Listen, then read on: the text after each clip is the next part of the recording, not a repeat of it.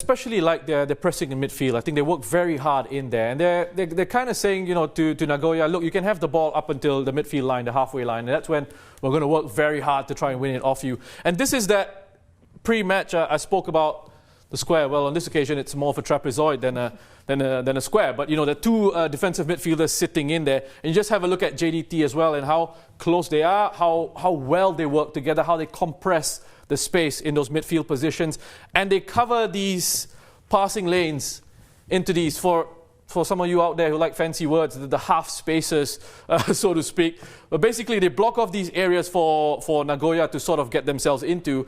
And when it goes out there, this is going to be important as well. RAI'S EYE, who's showing that he's got good quality with the ball at his feet. He's also working hard defensively to make sure he's tracking that run of Naruse from that right back position as he gets himself into the advanced position. And essentially, Afiq Fazail has to sort of be aware and has to work very hard, which is what he does. Just have a look at JDT shifting across in midfield. Afiq Fazail, when he goes across, he's looking towards Nacho inside and say, I'm going, you make sure you shuttle across and cover as well. And when he gets that cue to press, Yonemoto's dropped into these positions, back towards goal. I'm going to press, be aggressive in there.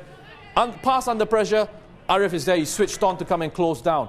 What you get from JDT as well, aside from that midfield pressing that we're going to see here, is that defensive line as well. They're alert to try and push up. Make sure they push up, and they're very compact as a whole team, as a unit. Again, you just have a look at the pressing in midfield, the shifting in midfield. On this occasion, there is a line of pass.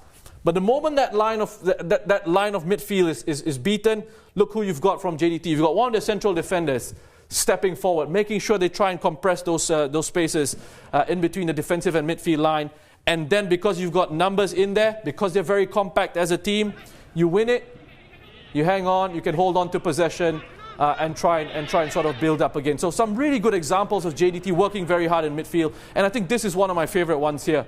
Just have a look. Just rewind it a little bit. I'm running out of time, so I've got to be very quick. Just have a look at Nacho Insa from the position he's in. They've obviously got instructions here from Benjamin Mora to say, make sure Nagoya can't play through the middle, play through the midfield. And have a look at that. Boom, bang, bang, bang, bang. 1, 2, 3, 4. You've got players coming in. And then that defensive line comes through with Mauricio on this occasion. Colette. So you look at these few examples that I picked up across this first half. And yes, it hasn't been very exciting for the neutral. But from a tactical perspective, Mora will be very happy with how well JDT have defended, especially in midfield, how aggressive they've been together as a team.